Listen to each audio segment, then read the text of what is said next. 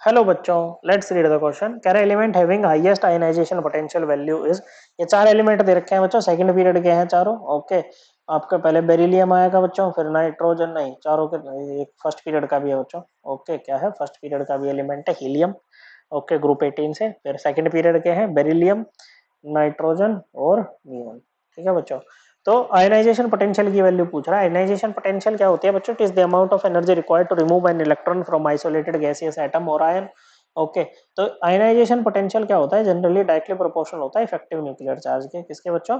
Effective nuclear charge के। Okay, तो यहाँ पर मान लो ये न्यूक्लियस है और ये इलेक्ट्रॉन आपने निकालना है, तो ये न्यूक्लियस क्या कर रहा होगा? इसको अपनी तरफ खींच रहा होगा कोई ना कोई चार्ज लगा के, जिसको बोलते हैं न्यूक्लियर चार्ज, जो कि Z के इक्वल होता है नंबर ऑफ प्रोटॉन्स के।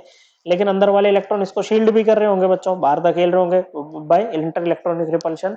तो ये जिसको जितना न्यूक्लियर चार्ज फील करना चाहिए था उतना नहीं करता है, जेड में से कुछ सिग्मा निकल जाता है, सिग्मा होता है शील्डिंग कांस्टेंट, और इसी को बोलते हैं इफेक्टिव न्यूक्लियर चार्ज। क्या बोलते हैं बच्चों? इसी को बोला जाता है इफेक्टिव न्यूक्लियर चार्ज। ओके, जब हम लेफ्ट ये पीरियोडिक टेबल में लेफ्ट टू राइट मूव करते हैं ना, तो इफेक्टिव न्यूक्लियर चार्ज क्या करता है? इंक्रीज करता है बच्चों। ओके, जिसके कारण आयनाइजेशन एनर्जी भी इन जनरल इंक्रीज करती है, जनरली इंक्रीज करती है बच्चों। ओके, हमेशा मतलब कुछ थोड़े से वो आ जाते हैं बच्चों, एक्सेप्शन बीच में। तो Z इफेक्टिव क्या कर जाता है बच्चों? इंक्रीज कर जाता है। क्यों इंक्रीज कर रहा है? क्योंकि हर स्टेप पे एक प्रोटॉन बढ़ रहा है, बड़े इलेक्ट्रॉन भी रहा है लेकिन प्रोटॉन के बढ़ने का इंपैक्ट ज्यादा रहता है। और जब हम डाउन द ग्रुप मूव करते हैं तो Z इफेक्टिव डिक्रीज करता है, क्योंकि इलेक्ट्रॉन दूर होता जाता है आपके न्यूक्लियस से।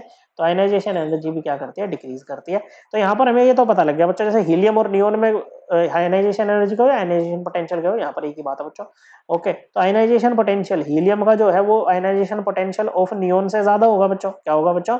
आयनाइजेशन पोटेंशियल जो हीलियम का है वो नियोन से ज्यादा होगा बच्चों। इसका मतलब है कि आपका नियोन तो आंसर नहीं है बच्चों किसी भी कीमत पे। ओके बच्चों, अब अगर हम इसमें बेरिलियम और नाइट्रोजन और नियोन में बात करें तो लेफ्ट टू राइट आप सिंपली कह सकते हो बच्चों, क्योंकि Z इफेक्टिव बढ़ रहा है। क्या हो रहा है बच्चों? Z इफेक्टिव बढ़ रहा है तो आईपी क्या करेगी? डिक्रीज करेगी। हालांकि अगर ऑक्सीजन होता ना तो अलग केस होता बच्चों। ओके, आयनाइजेशन पोटेंशियल ऑक्सीजन का कम होता है बच्चों नाइट्रोजन से, जबकि इफेक्टिव न्यूक्लियर चार्ज के हिसाब से ज्यादा होना चाहिए था, क्योंकि नाइट्रोजन की कॉन्फ़िगरेशन होती है 2p3, ये होता है 2p4। ओके बच्चों, फुली फिल्ड कॉन्फ़िगरेशन है यहाँ पर, मतलब हाफ फिल्ड है, ज्यादा स्टेबल कॉन्फ़िगरेशन है, तो इसको तोड़ना मुश्किल रहता है। तो वो तब लगाते हैं जब ऑक्सीजन होता है। यहाँ पर आप इफेक्टिव न्यूक्लियर चार्ज से भी इसको डील करोगे तो हो जाएगा। ओके, तो अब यहाँ से क्या पता लग गया बच्चों कि भाई इसमें नियोन की सबसे ज्यादा बच्चों इन सेकंड पीरियड वालों में, उसके बाद में नाइट्रोजन, उसके बाद में बेरिलियम बच्चों। ओके, चार नहीं खैर तीन ही, ऑक्सीजन तो हमने ऐड किया है। बॉक्स में बंद कर देते हैं इसको।